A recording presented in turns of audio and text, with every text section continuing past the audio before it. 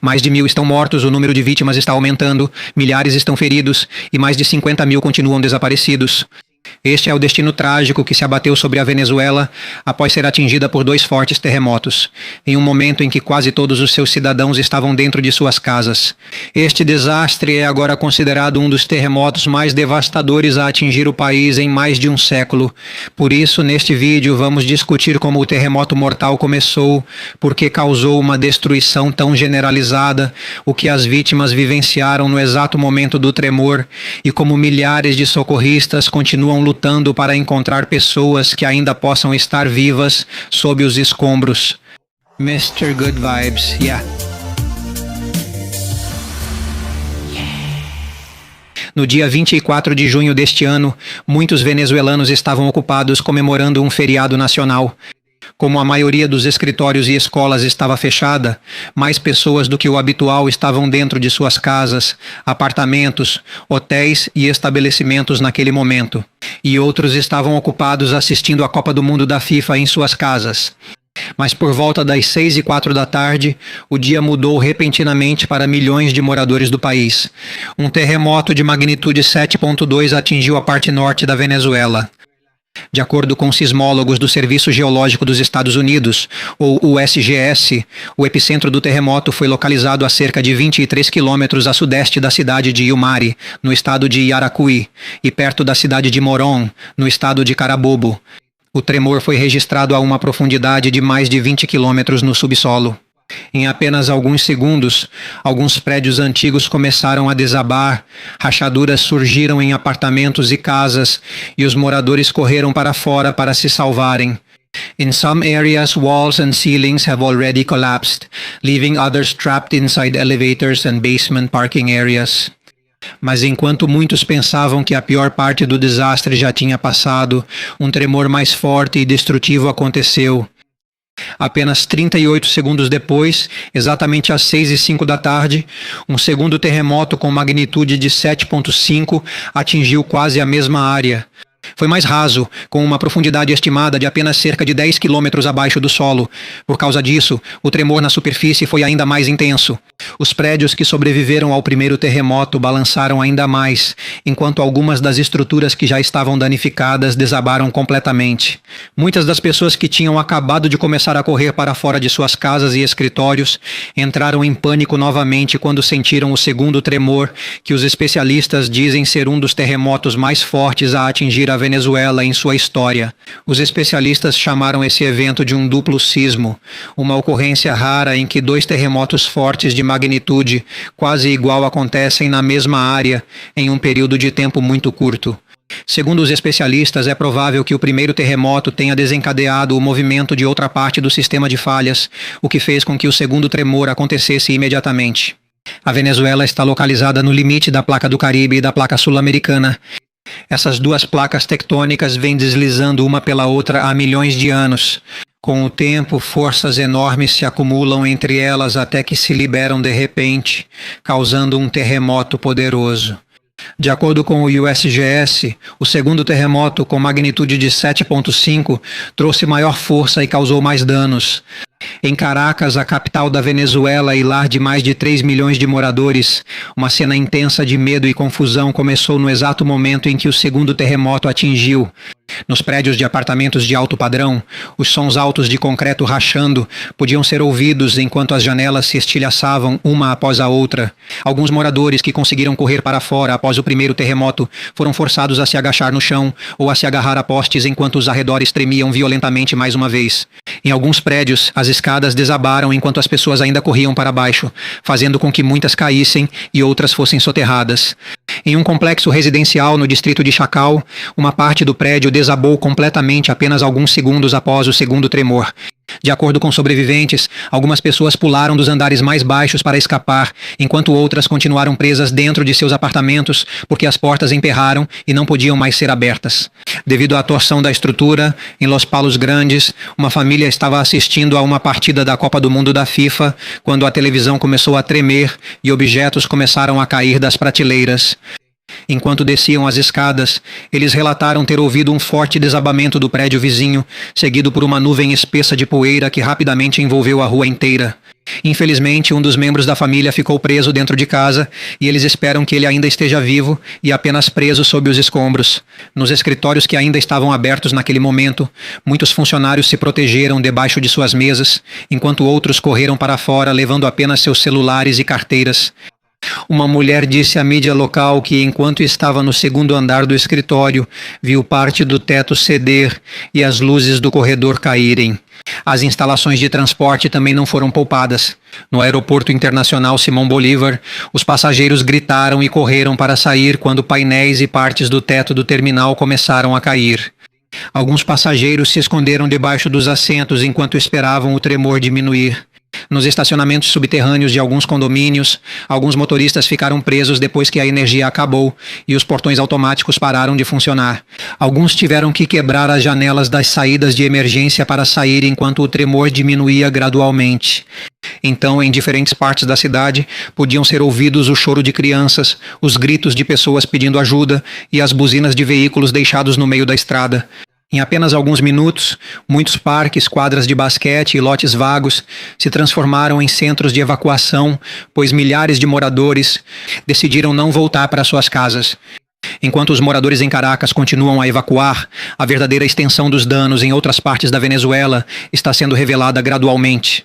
Poucas horas após o terremoto, vídeos e fotos de prédios reduzidos a pilhas de cimento, aço e vidro estilhaçado começaram a aparecer na televisão e nas redes sociais.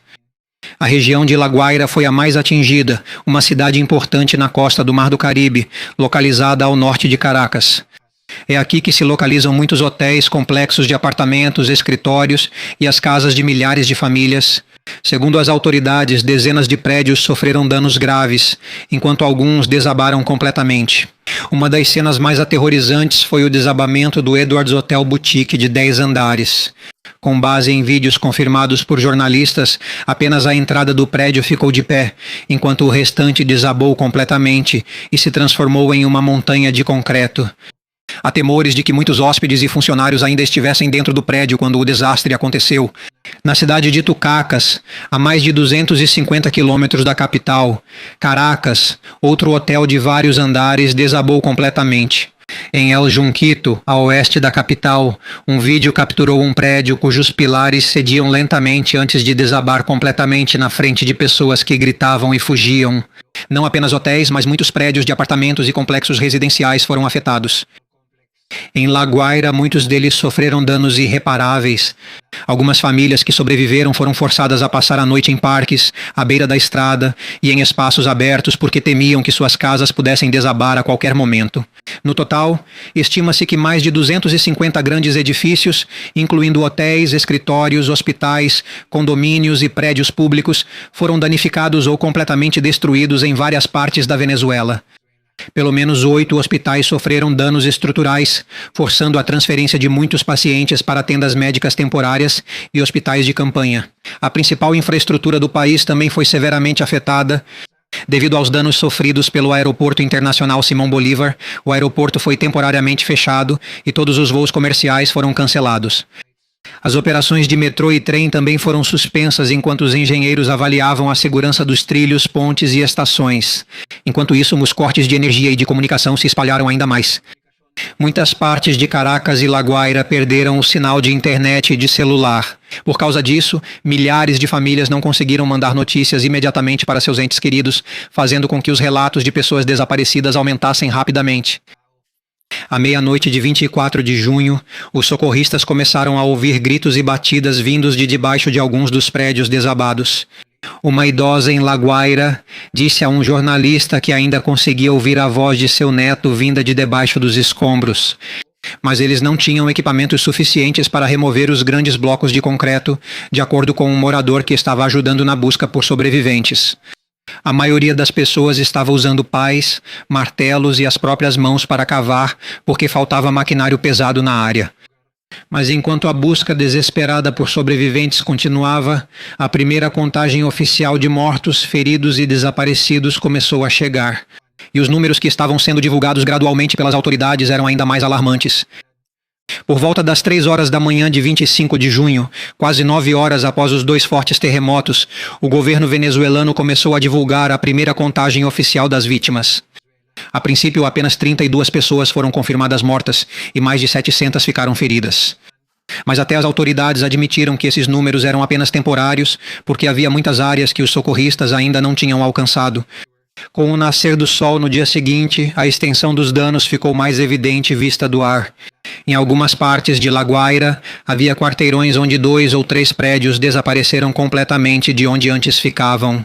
Em outras áreas, apenas as paredes permaneceram de pé, enquanto aço, móveis e os pertences pessoais dos moradores estavam espalhados ao redor. Pela manhã, a presidente interina Delcy Rodrigues declarou estado de emergência nacional para agilizar o envio de pessoal, equipamentos e fundos adicionais para as operações de busca e salvamento. Ao mesmo tempo, o país continuou a ser sacudido por réplicas. De acordo com sismólogos, mais de 130 tremores foram registrados em apenas 24 horas após o terremoto principal. Embora a maioria tenha sido mais fraca, alguns ainda foram fortes o suficiente para causar novos desabamentos em prédios que já estavam danificados. Por causa disso, os socorristas foram forçados a parar temporariamente algumas operações, sempre que um novo tremor era sentido. Em um complexo de apartamentos em Chacal, funcionários da Defesa Civil tiveram que recuar depois que a parte restante de uma parede desabou, enquanto procuravam por sobreviventes. Com o passar das horas, o número de mortos também aumentou rapidamente. Na tarde de 26 de junho, pelo menos 235 pessoas foram confirmadas mortas, enquanto mais de 4.300 estavam feridas. Mas por volta de 28 de junho, o número de mortes confirmadas havia atingido mais de 1.400 e o número de pessoas desaparecidas continuava a subir. Mesmo agora, as autoridades temem que esse número possa subir significativamente nos próximos dias. De acordo com o Serviço Geológico dos Estados Unidos, há uma chance de 44% de que o número total de mortes possa ultrapassar 10.000, com base na força, profundidade e extensão dos danos causados pelo terremoto. Há também uma chance de 30% de que o número de vítimas possa chegar a até 100.000, se for confirmado que muitas pessoas ficaram presas nos prédios que desabaram. Um dos maiores problemas para as autoridades é o enorme número de pessoas desaparecidas ou que não podem ser contatadas. 2 plataformas online criadas por cidadãos já receberam entre 20 e 4.000 e 50.000 relatos de pessoas que ainda não foram encontradas ou que ainda não foram contatadas por suas famílias. Nem todos esses casos significam que as pessoas morreram ou estão presas sob os escombros. Muitas delas podem estar apenas em centros de evacuação ou perderam o sinal de celular. No entanto, o governo confirmou que acredita-se que pelo menos 200 pessoas ainda estejam vivas, mas continuam presas sob as estruturas desabadas. Enquanto mais famílias desesperadas buscam notícias sobre seus entes queridos, os primeiros grupos de ajuda internacional começaram a chegar. Mas apesar disso, está claro que a Venezuela não possui recursos suficientes para lidar com um dos maiores desastres a atingir o país no último século. O próximo desafio é saber quão rápido a ajuda de outros países pode chegar antes que as chances de salvar as vidas daqueles que ainda estão presos sob os escombros se esgotem. À medida que o número de mortos e feridos continua a subir, a ajuda de diferentes partes do mundo também começou a chegar. Devido à extensão dos danos e à falta de equipamentos pesados da Venezuela para operações de busca e salvamento, o governo foi forçado a solicitar assistência imediata da comunidade internacional. Os Estados Unidos foram um dos primeiros a responder. A administração do presidente Donald Trump enviou aproximadamente 150 milhões de dólares em ajuda imediata, incluindo aeronaves de transporte militar, equipes especializadas em busca e salvamento urbano, médicos, medicamentos e equipamentos para encontrar sobreviventes sob os escombros. O Comando Sul dos Estados Unidos também instruiu seu pessoal a ajudar a avaliar os danos e a entregar suprimentos para as áreas afetadas. As Nações Unidas também expressaram seu apoio e expandiram imediatamente sua missão humanitária na Venezuela. O chefe do Escritório das Nações Unidas para a Coordenação de Assuntos Humanitários afirmou que é necessária uma resposta em grande escala. A cooperação global é necessária para atender às necessidades de milhões de moradores afetados. El Salvador enviou 300 socorristas e 50 toneladas de equipamentos e suprimentos de socorro. México, Equador, Brasil, Chile e República Dominicana também prometeram assistência. Enquanto isso, a União Europeia ativou seu sistema de monitoramento por satélite para ajudar a identificar as áreas com os danos mais graves e para agilizar a coordenação das equipes de resgate. O Aeroporto Internacional Simón Bolívar foi parcialmente reaberto após 2 dias, mas apenas para o pouso de aviões de carga que transportavam ajuda humanitária e equipes de resgate estrangeiras. Especialistas também chegaram gradualmente trazendo cães de resgate, câmeras térmicas e dispositivos de escuta sônica capazes de detectar batidas ou gritos debaixo de grossas camadas de concreto. Enquanto as buscas continuavam, vários países também começaram a divulgar relatórios sobre seus cidadãos que estavam desaparecidos na Venezuela. De acordo com o governo da Espanha, não menos que 80 cidadãos espanhóis continuavam desaparecidos. Outras embaixadas também continuam investigando se há turistas ou trabalhadores estrangeiros entre os desaparecidos. De acordo com os registros mais recentes, entre 24 mil e quase 50 mil pessoas ainda não podem ser contatadas ou ainda não se reuniram com suas famílias. Embora se espere que muitas delas estejam seguras e tenham apenas perdido a comunicação devido à perda de sinal e de internet, as autoridades temem que um número significativo de pessoas ainda possa estar soterrado sob os prédios que desabaram. Enquanto isso, o país continua enfrentando escassez no abastecimento de gasolina, água e eletricidade. Muitas escolas continuam fechadas, enquanto alguns hospitais estão funcionando apenas com geradores. Milhares de famílias foram forçadas a ficar em centros de evacuação, cidades de tendas e abrigos temporários, enquanto esperam pelos resultados da inspeção de suas casas. Apesar da tragédia, também ocorreram alguns milagres. Foi relatado que alguns bebês e idosos foram retirados vivos dos escombros, depois de ficarem presos por mais de um dia. Mas para as milhares de famílias que ainda esperam por notícias de seus entes queridos, cada hora que passa continua difícil. Esta tragédia é um lembrete de que nenhum país está a salvo das forças da natureza. Não importa quão pacífico um dia possa parecer, tudo pode mudar em apenas alguns segundos quando um terremoto poderoso acontece. Para nós, filipinos, que também vivemos em um país cortado por muitas linhas de falha e frequentemente passamos por terremotos, é importante não ignorar a preparação.